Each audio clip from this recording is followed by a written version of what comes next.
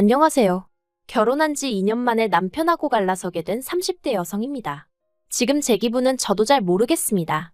알터니가 빠진 듯 시원하기도 하고, 한편으론 허탈하기도 하고, 결혼할 때 이혼을 염두에 두고 하는 사람이 몇이나 되겠어요. 저도 그랬습니다. 4년이란 짧다면 짧지만 길다면 긴 시간 동안 남편을 만났고, 만나는 동안 저도 나름대로 확신이 있었기에 결혼까지 결심하게 된 것인데, 이혼은커녕 오히려 평생 남부럽지 않은 행복을 만들고 누리며 살아갈 줄 알았죠. 남편하고는 친구의 소개로 만났습니다. 좀 더 정확히 말하자면 원래는 남편 친구랑 제 친구랑 연애 중이었는데 이 커플이 여럿이서 어울려 만나기를 좋아하는 성격이거든요. 그래서 그 둘이 남편과 저도 한번 만나보라며 소개 자리를 만들어준 거예요. 저희가 만약에라도 사귀게 된다면 더블 데이트도 하고 그러면 같이 캠핑도 하고 여행도 다니고 재밌을 것 같았다면서요. 그리고 그 두 사람이 어느 정도는 보는 눈이 있었던 건지 정말로 남편이랑 저랑 잘 맞았어요. 첫 만남에서부터 어색하고 그런 것보다는 오히려 얘기거리가 끊이지 않아서 신기할 정도였다니까요. 그래서 이후로 저희는 누가 먼저랄 것 없이 연락을 주고받고 만남을 이어가다가 본격적으로 사귀기 시작했죠.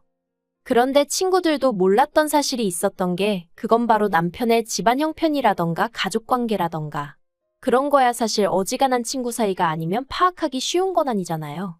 그렇다고 그런 걸 대놓고 묻는 것도 흔치 않은 일이고 그래서 친구들이 알면서도 저에게 말을 안 했다거나 속였다곤 생각하지 않아요. 저도 처음엔 결혼 생각을 하고 만났던 게 아니다 보니 그런 것까진 궁금하지도 않았고요. 그런데 사귄 지 3년이 넘어갔을 때부턴 남편이나 저나 적은 나이도 아니고 하다 보니 양가에서 사귀는 사람이 있으면 한번 데리고 와보라던가 결혼 생각은 있는 거냐던가 말이 나오기 시작했죠. 그러면서 이제 남편하고 이런저런 이야기를 하다가 시댁에 관해서도 여러 가지를 알게 됐네요.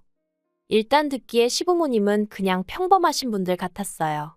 아버님은 50대 중반이 되셨을 무렵 건강상의 문제로 다니던 회사를 나오셨고 이후로는 그냥 무리하지 않는 선에서 지인분 사무실에 나가고 계신다 했죠. 어머님은 평생 전업주부로 사셨고요.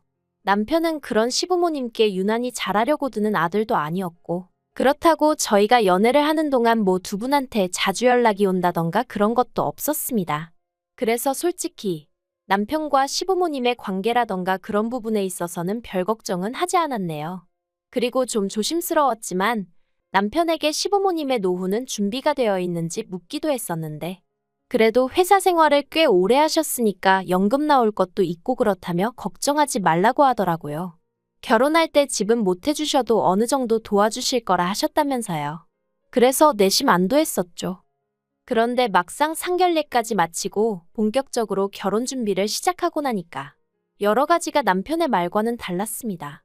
특히나 어느 정도 도와주실 거라던 그 부분은 남편은 자기도 전혀 몰랐다 상상도 못했다 했는데 시부모님이 모아두신 돈이 하나도 없다고 하시는 거예요.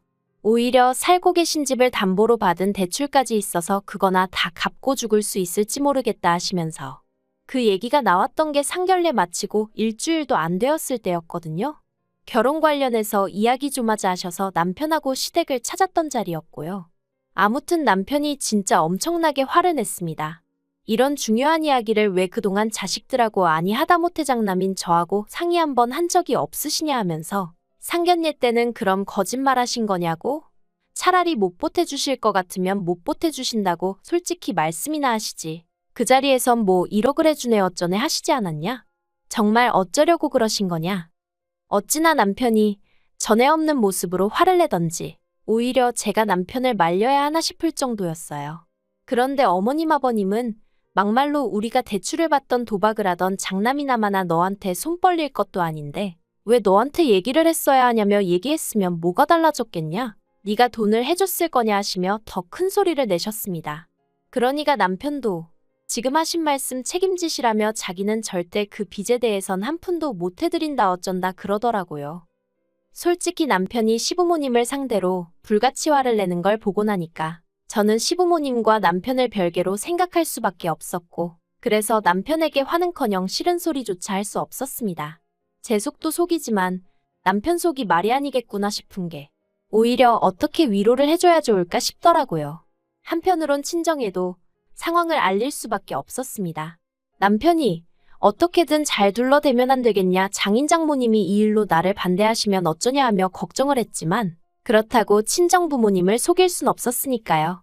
그리고 예상했던 것처럼 친정에서는 처음엔 난리가 났어요. 속일 게 따로 있지 어떻게 일륜지 대사를 앞두고 아무렇지도 않은 얼굴로 거짓말을 할 수가 있느냐며 시부모님도 시부모님이지만 남편에게 너무 실망이라 하시며 결혼은 없던 걸로 해라, 못 시킨다 하시더라고요. 그런데 지금 생각해보면 제가 정말 제정신이 아니었다는 거 아는데 그땐 그런 친정부모님이 너무 야속하게만 느껴지는 거예요. 남편도 아무것도 몰랐다는데 누구보다 당사자인 남편이 제일 속상할 텐데 그걸 왜 저희 친정부모님은 믿어주시질 않으실까? 속상하고 원망스럽더러니까요. 하지만 결과적으로 친정부모님께선 저희 두 사람의 결혼을 허락해 주셨습니다. 헤어지려고도 해봤지만 잘 되지 않았고 눈물은 어찌나 하염없이 나던지. 제가 연애를 많이 해본 것은 아니었지만 제가 그토록 힘들어하는 걸 친정부모님이 처음 보셨거든요.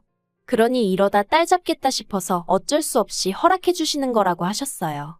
그리고 저나 남편이나 정말 감사하다고 실망시키는 일 없이 잘 살겠다 했죠. 다만 저도 친정부모님 가슴에 대못 박으며 시집 가는 것 같아 경제적 지원은 받지 않겠다고 했습니다. 저나 남자친구나 모아둔 돈이 아예 없는 것도 아니었으니 서로 돈을 합치고 거기에 대출받으면 전세 정도는 구할 수 있겠다 싶었거든요. 남편과 결혼 전 저는 3살 터울의 여동생과 함께 자취생활을 하고 있었어요. 원래 본가도 경기도라 저나 여동생이 출퇴근하는데 큰 무리는 없었는데 저와 달리 여동생은 독립에 대한 의지가 확고했거든요. 물론 친정부모님은 허락해 주시지 않았지만요. 그러니까 여동생이 자기가 번 돈으로 나가겠다 하면 누가 무슨 수로 말리겠냐면서 정말 한 5년 동안 자린고비저리 가라 싶을 만큼 짠순이 마냥 살더라고요. 그러더니 하루는 친정부모님께 이제 정말 말리지 마시라며 내 능력으로 나가 살겠다고 거의 선언하듯 통보를 해왔죠. 그리고 친정부모님은 그런 여동생이 내심 기특하면서도 한편으론 걱정이 이만저만이 아니셨답니다. 그래서 나름대로 해결책으로 제시하신 게 언니인 저와 같이 나가 살아라였죠. 당연히 여동생은 그럼 그게 무슨 독립이냐 하며 싫다 해댔지만 친정부모님의 고집을 꺾지는 못하더라고요. 그래서 제가 여동생이랑 같이 살기 시작했어요. 다만 1억 4천에 달하는 전세자금 중 1억에 가까운 돈을 여동생이 부담했기에 제가 나머지를 보태고 생활비를 댔어요. 참고로 여동생은 저와 달리 결혼이며 임신이며 말만 들어도 진저리를 칩니다. 자기는 혼자 잘 먹고 잘 살다 갈 거라면서 말이죠. 그런데 문제는 이제 제가 결혼을 해야 하니까 보증금에 묶여있던 제 돈이 아쉬워지더라고요. 돌려달라고 하자니 동생이 집을 줄여 이사를 가야 할 상황이었는데 언니들 입장에선 동생이 지금보다도 열악한 환경에서 살게 하기도 그렇고 그래서 결국 제 돈은 친정부모님이 먼저 저에게 주시고 나중에 동생이 이사를 하거나 그러면 그때 동생한테 받으시겠다대요. 감사했죠. 마음도 놓였고요. 그런데 왜인지 보나마나 남편이었겠지만 이 세세한 내막을 시댁 식구들도 다 알고 있더라고요. 한편 몇 달 전부터인가 어머님과 통화를 할 때면 어머님께선 하소연하듯 시동생들의 소식을 전하셨습니다. 시동생 둘 다 허파에 바람이 들었는지 서울 타령을 그렇게 해야 된다면서 말이죠. 그리고 그럴 때마다 저는 솔직히 찜찜한 마음을 감출 수가 없었어요. 이건 뭐 나더러 시동생들을 한번 불러주라는 말씀이신가 싶기도 했고 그런데 제가 시동생들하고 그렇게 가까운 편은 아니었거든요. 어떻게 말해야 하나 싶은데 솔직히 보고 있으면 한심합니다. 일단 남자 시동생은 사업을 한답시고 매일같이 이 사람 저 사람 만나서 술 마시고 다니는 게 일이었어요. 게다가 제가 말은 안 했지만 남편이 저 몰래 얼마씩 용돈까지 쥐어주는 상황이었으니 그리고 신우도 나이가 29으로 결코 어린 나이가 아닌데 어쩜 그렇게 철이 없는지 몰라요. 어떻게 해서든 제대로 된 직장 들어가서 자기 밥벌이 할 궁리는 안 하고 돈이 없네? 아르바이트 해야겠다. 돈 들어왔네? 써야겠다. 정말 이렇게 생각하고 사는 눈치였거든요. 그리고 여기도 저희 남편한테 걸핏하면 돈 뜯어가는 거 저 다 알고 있었어요. 하지만 나름대로 오빠 노릇한다고 그러는가 보다 싶어서 그냥 내버려둔 거죠. 아무튼 그런 시동생들이 급기야 하루는 저희 남편한테 그러더랍니다. 서울에서 제 여동생이 혼자 산다지 않았냐? 언니랑 살던 집이라며 그럼 방도 하나 더 있을 거 아니냐? 거기에 자기 둘이 가서 살게 해달라고요. 저는 처음에 남편이 그 이야기를 하는데 이게 무슨 미친 헛소린가 싶었어요. 내가 뭘 잘못 들었나 싶기도 하고 그걸 말이라고 전하고 있는 남편도 어이가 없었죠. 시동생들이야 워낙 철딱서니가 없고 그걸 전한 남편이 모르는 것도 아니니 남편 선에서 말 같지 않으면 잘라내고 말아야지. 그걸 뭐 한다고 나한테 전하냐고요. 그래서 제가 남편한테 말이 된다고 생각하냐고 짜증을 냈어요. 그랬더니 남편도 말 안 되는 건 아는데 그래도 시동생들이 말이라도 한번 해보라고 혹시 형수가 이해해줄지도 모르지 않냐면서 조르길래. 그래서 해본 소리랍니다. 신경 쓰지 말라나요. 그런데 저희 시부모님, 특히나 어머님 반응이 어이가 없었어요. 저한테는 애들이 서울 가고 싶어서 환장을 해서 저런다며 미안하다 하시면서도 당신 팔자가 사나워서 그렇다며 언제까지 저 혹덩어리들을 달고 살아야 하는지 모르겠다. 그리고는 저더러 네 동생은 엄청나게 야무진가 보다면서 그런 사람하고 한 집에서 살면 시동생들도 뭐 좀 배우는 게 있지 않겠냐 하시는데 이건 뭐 어거지로 들이대시는 것보다 더 부담스럽고 더 짜증나대요. 물론 저는 확실하게 안 된다고 말씀은 드렸지만요. 그리고 이 정도 거절했으면 다들 성인이니 제 말이 무슨 말인지 알아들었을 거라고 생각했는데 어이없게도 저희 남편이 글쎄 제 동생에게 직접 전화를 걸었답니다. 저는 이마저도 여동생한테 들어서 알았어요. 여동생이 한다는 말이 자기도 말을 해야 하나 말아야 하나 고민하다 이야기하는 거라면서 저희 남편이 그러더랍니다. 어려운 부탁인 거 알지만 자기 동생들이라면서 자기를 믿고 단 1년만이라도 같이 살게 허락해주면 안 되겠냐고요. 그래서 제 여동생이 형부 동생들이라고 해도 나한테는 남이다. 형부가 이런 부탁을 한다는 것 자체가 이해가 안 된다 했답니다. 그런데 저희 남편이 제 동생더러 그러더래요. 남이라니 서운하다. 나는 처제를 친동생이나 다름없다고 생각했다. 그리고 어차피 처제는 아침에 출근했다 저녁 늦게 나야 집에 오고 그럼 대낮엔 빈집이나 마찬가지인데 서로 마주할 만한 시간도 없을 거다. 저희 남편이 어찌나 억지를 쓰던지 결국 듣다 못한 제 여동생이 저희 남편더러 형부 이러시는 거 너무 불편하니까 앞으로 이런 이야기 하실 거면 연락하지 말라고 그랬답니다. 그랬더니 저희 남편이 제 여동생더러 이제 보니 은근히 말하는 거 싸가지가 있네 없네 하면서 진짜 실망이라고 자기는 반대 경우였으면 자기 동생들을 때려서라도 처제 데리고 살라고 했을 거라며 서운하네 어쩌네. 이 이야기를 전하는 내내 저는 비록 전화기 너머로 동생의 얼굴은 볼 수 없었지만 동생이 얼마나 화가 났을지 어이가 없었을지 오롯이 느낄 수 있었고 그럴수록 저는 동생 볼낯이 없다는 생각에 화끈거리고 온몸이 부들부들 떨리기까지 했어요.